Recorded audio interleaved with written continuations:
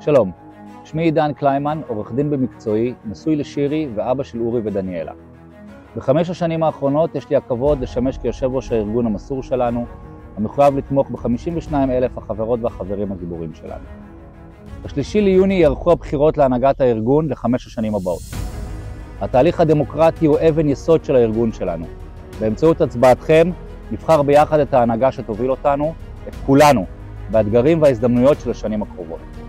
במהלך 5 שנים האחרונות התמודדנו עם אתגרים רבים והשגנו יחד אבני דרך משמעותיות. זכרו, בשנים אלו התמודדנו עם מגפה עולמית, 4 מערכות בחירות ומלחמה אחת שמשנה את פני המדינה ואנחנו עוד לא יודעים את סיומה.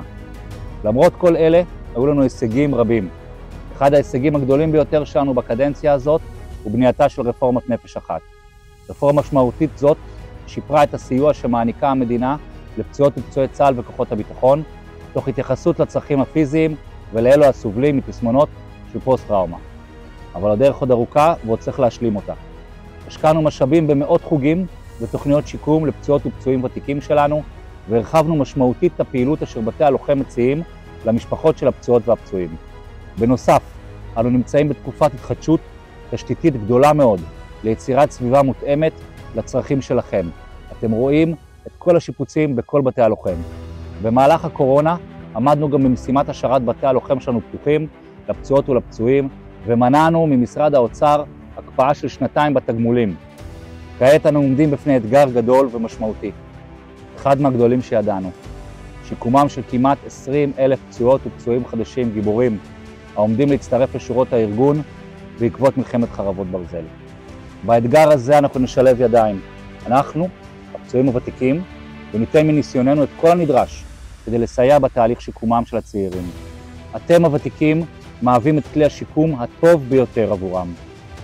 לצד קליטת הפצועים הצעירים בקדנציה הקרובה, נעמיק את הטיפול בליווי של הנכה המתבגר, נחזק את הליווי למשפחות הנכים, ונתאים את הארגון להעניק סיוע מקצועי יותר לנשים הפצועות ולנשות הפצועים. נמשיך לתמוך בחברות והחברים הוותיקים שלנו, ולהוות עבור כולם רשת ביטחון יציבה, ערכית ומשמעותית.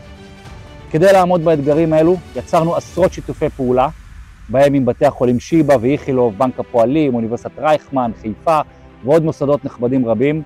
הקמנו חוות חוסן, עיבינו את כוח האדם בארגון, השקנו עשרות תוכניות חדשות, הרחבנו את פעילות ההסברה וגם חיזקנו מאוד את אגודות הידידים בעולם. ועוד ועוד ועוד. ההצבעה שלכן ושלכם היא יותר מסתם בחירה. זו מחויבות להמשיך ולתמוך במנהיגות אשר אפשרה את ההישגים הללו. זו מחויבות להבטיח שנוכל להמשיך בעבודה שלנו למען אלו אשר הקריבו מגופם ומנפשם למען הקמת המדינה והשמירה על קיומה. הצטרפו אלינו ב3 ליוני והצביעו. ביחד נמשיך להציל את הארגון קדימה. תודה.